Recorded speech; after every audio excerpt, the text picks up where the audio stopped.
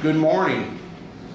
We are here July 25th, 2025 at the Evansville Wartime Museum, and we have a young gentleman here from this area, and he's going to talk about his grandfather and why his grandfather came over here. So you have to say your first and last name, you have to spell it. Okay, my name is Mike Powless, Powless. And tell us your grandfather's name and approximate birth date. My grandfather's name was Roy Powless, and I'm not sure his exact birth date, but I know that he was too young to serve in World War I and a little too old to serve in World War II. So I would say somewhere in the early to mid 1900s. Yeah. So he's between 1900 and 1910 or so, probably born in that area. 1900 and 1910, I think, would be a good educated guess. Give me his first and last name and his place of birth and where he grew up. My grandfather's name was Roy Powless. He grew up in southern Illinois, mostly around the Fairfield and Flora area, and that's where all of his family resided, and most of them are still in that area. So he came over here during World War II. Can you tell us why he came over and how he got over here and where he stayed when he got here? Yeah, my grandfather came over as an opportunity for employment. He was, it was pretty tough times during that time period, coming out of the Depression, and he was working in a shoe factory in southern Illinois. And he came over here to take a job at Republic Aviation, and he helped in building the Thunderbolt airplanes. And the housing situation, from what I've spoken to my father about when he was a child, he said it was tough to get housing. He said, as a matter of fact, I believe they had to move around a couple of times because the houses were being converted over to boarding houses and such. And he said the new construction was just rampant, trying to supply enough housing. At that time, my grandfather brought 3 young kids over with him, so it wasn't easy to find housing for his family and his children at that time. So they were in a couple of different places, mostly on the east side of Evansville. So just to summarize, between 1929 and 1941, the United States was in the greatest recession that we'd ever had. And the Great Depression happened in 1929, but unemployment was as high as 15% during that period of time. So his grandpa worked at a shoe factory, he had 3 young kids, he needed work. So all of a sudden, 1941, late, all kinds of jobs opened up in Evansville. So people came from 50 miles and around to work. So that's what he did. In Evansville, we had 18,000 factory workers in 1941. By 1945, we had 80,000 workers. So we had 62,000 influx of workers, not just family members. He has 4 other family members, 3 kids plus his wife. We had only 1,800 apartment beds. So that means we were short 58,000 beds. So we did hotbeds, renting a house, things of that sort. They were paid reasonably well. And so his grandpa got a job. And then his grandpa, let's say why your grandpa stayed here and didn't go back to Fairfield. My grandfather stayed here after the war and had established, his family had established here with the schools and the community. And there was just more opportunities here for him than there were back in southern Illinois. And following the war, as best that I know, I don't know if there was anything in between. I know that when the factory work at the Republic Aviation ceased, that he went to work as a diesel mechanic at A&H Truck Lines, and he worked there from the end of the war until his retirement, probably sometime in the late 1960s, early 1970s. So A&H Truck Lines was a big truck line here owned by Anderson. That's what the A stands for. They were from near Tell City, a suburb of Tell City. They set up that truck line. The Mattingly family married into them in the Franzmans. So has a very big company here. It was not internationally or nationally traveled, but mostly local A&H trucks. So all of a sudden his grandpa found another work here that helped with his dad and his two siblings grow up. So he got a good paycheck. This is a migration of people in 1941 to 45 to the Evansville area from within 50 to 100 miles of here. And what happens is then they find another job here, more than they could find in Fairfield. And this is what's happened, and this is why this young gentleman's here, and he works at North High School. His wife also has worked in the school system, and he has a grandson here. So this is a typical story of a World War II family and why you're here in Indiana and you switched from Illinois. Tell us what your dad thought of your grandpa and what he thought about World War II, because your dad was probably born in the 30s. Yes, my father was born in the 30s, and my mother was born in the early 40s, and I think 1941. But they both had stories and recollections, and told me what life was like during that time, and shared that with me. Not a lot, but they shared a little. I know my father, he just talks about the rationing and the he was very young at the time, but he just remembers the atmosphere of the times that we were living in at that time, as far as our country and how it came together, and the people that were working for the cause of the war, and the sacrifices they made, the rations and things like that affected him as a child, as far as food rations and things like that, gas rations and such. And now my mother, she ended up in California with my grandfather on the other side, and he served in the Pacific, and they lived near San Diego during that time period. And she remembers living in the barracks and waiting for her dad to come back from however long he was out at sea. He worked on a supply ship. So here it is, his grandmother, born in 41, probably right before the war. She's a war baby, and then her dad had to go off to sea for probably 2-3 years during the war. She's lucky to get him back, and he went into the Japanese or the West War, which was predominantly 44 and 45. Yeah. So, Yeah. and then she came back here for what reason? The family relocated back here. He was from here. My grandmother was from Bowling Green, Kentucky. Yeah. So they ended up here, and for the same reason.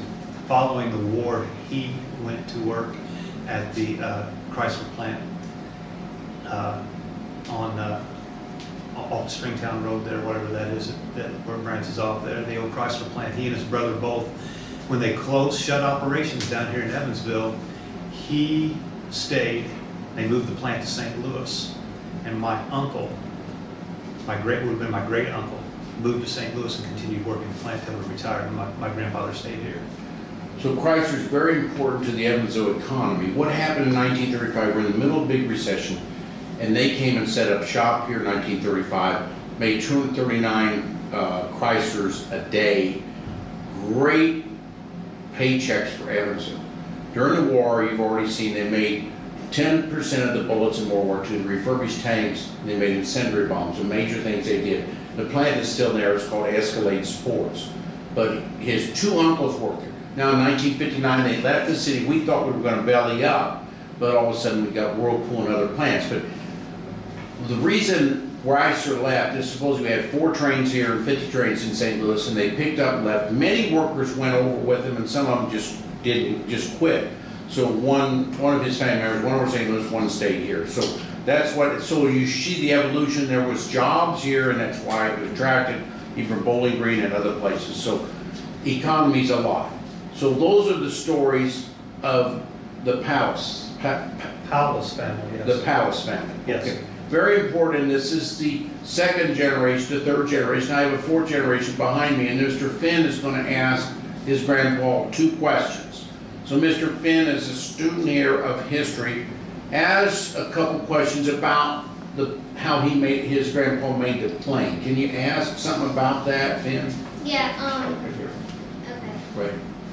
Go ahead, speak. Go ahead. Say it out loud. So, how did he feel about making planes? Like, did he like it? My grandfather never talked a whole lot Repeat the about it. question. Finn asked me if how did my grandfather like building the planes, and how did he feel about it? And I'm sure knowing my grandfather, they felt a lot of patriotic pride because that's the way the climate of the country was at that time, and that's the kind of person he was. He never talked a whole lot about his job or his work or anything like that. I do know that he was a crack mechanic, and he worked on the engine part of the planes, and building the engine part of the planes. And I think his main concentration, from what I gleaned from him over a few conversations, and this has been years ago, that he worked in supplying electrical power and was in charge of that part of the building of the engine on the planes. Okay, so Evansville made about 6,200 P-47s. Never made a plane before in our life. The main plant was in Farmingdale, New York. We were the second plant. We made 6,200 planes, but we assembled planes. So we got the engines from Pratt, Whitney, and Connecticut. They came by train and put here, so the grandpa helped connect the electricity to make it start and everything else. And we have an engine out here on the show place, and you've seen that fin. It's on a caster from Faultless Caster, and that was made here in town, just burnt down. So you know that. So what you're asking is, how did the grandpa feel making these planes? Well, it was just his job, and people don't talk about their job very much, and so your grandpa doesn't even know because he didn't talk about it. And a lot of soldiers didn't even talk about their experiences. But very good question. Now, you had one other question for your grandpa. Right here, speak up. Very good question, your last one, about what do you feel about that? We need to know that, and he didn't talk much is what we're saying. So what is the next question about your grandpa making that great big plane out there? Any other thoughts about that? I don't know really. Okay. That's okay, that's okay. Your other question I should have asked, but I didn't, I forgot about it, okay? So now, we have this as second and third generation, and Evansville is the highest production per population working for the war effort in the world. So at 80,000, 140,000 here. So that's a tremendous statistic here. And we brought in close to 2 or 3 of his family members, your grandpa's family members here at Evansville, probably your grandmother's family came here for that reason too. Maybe not. But all of a sudden, an inertia is like this plane won't get up in the air. Inertia means when my weight's here and I'm not going to move very much because too much effort. So that's inertia. They get here and they stay here. Okay. Thank you very much. Any other comments about the museum or about World War II, about patriotism? You brought up patriotism of your grandpa. The effort of patriotism is so important that Finn needs to know that, I need to know that, you need to know that, but the patriotism was unbelievable at that time. That means love of country, okay? So maybe you could say a little bit about that. Well, you know, and I grew up, and as we went through the museum, which is very well put together, we absolutely loved our first trip here, and I've taken a lot of pictures to show my family members of things that my grandfather and our ancestors were involved in.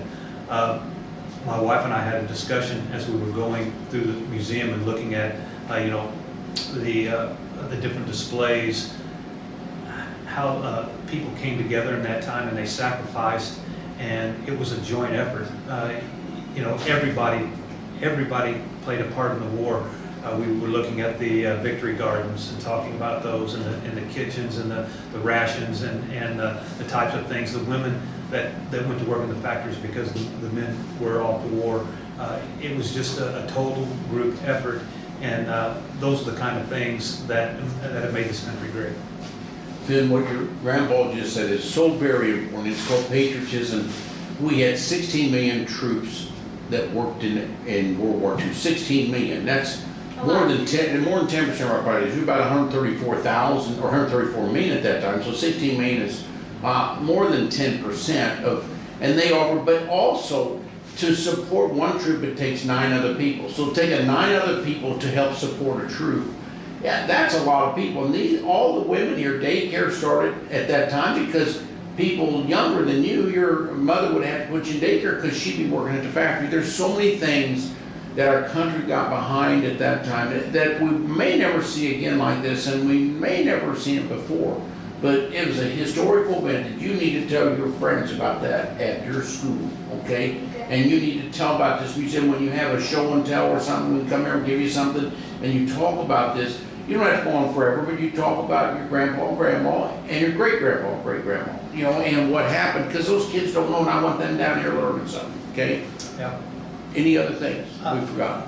I just like to say that this is a great resource, and even though I've been here all my life and I've read some books about the contribution of Evansville to World War II, to see it the way this is displayed, I learned so much that I didn't know that I thought I already knew, and it just opened a whole new door of what our contribution was, and that makes me proud.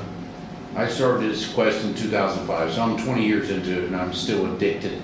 And my mom and dad, my mom worked at Chrysler, my dad was in the war, he lived at the LST. And they, because everything was so top secret, they didn't know a lot of what was going on, because you went, did your job, and you went home.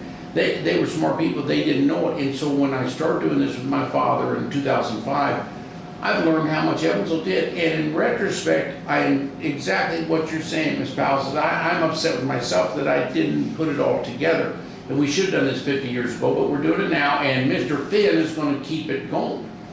You hear me? Yes. You're going to keep it going. People like you, if you don't do it, we're too old. You have to do it. If you walk through with him and as he identifies the different weapons and different materials that are used in the war, even the ammunition, he knows way more about it than I do. So. Okay, thank you very much.